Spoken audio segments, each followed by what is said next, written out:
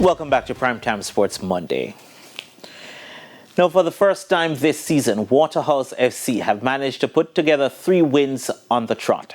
They achieved the feat by beating Treasure Beach FC 1-0 at the Drewsden Stadium on Sunday. After beating Chapperton Maroons and Mount Pleasant FA, Waterhouse have added the scalp of Treasure Beach FC to their list of victims. When the club made the coaching change to replace Marcel Gale with Argentine Javier Einstein, many thought it was a move out of left field. It did look like a decision made out of emotion in the early stages, but things are falling perfectly in place at the moment. They started the day just 4 points ahead of Treasure Beach, but at the end of it, they made it 7. And this was the difference between the two teams. Colorado Murray held his nerve to finish with a plum. Waterhouse jumping 4 places to 6th on 27 points. It's good to win. It's good to fight the 6th zone. And it's really good for the team.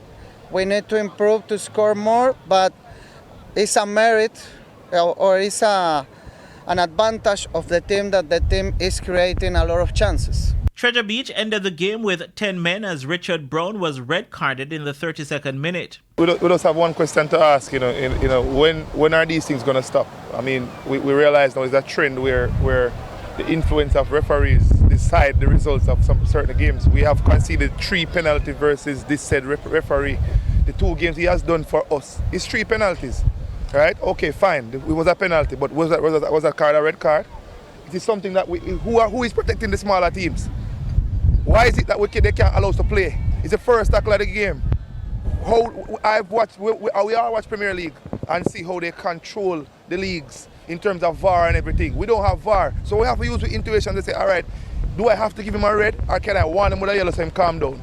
The defeat left Treasure Beach 4 points above the relegation zone.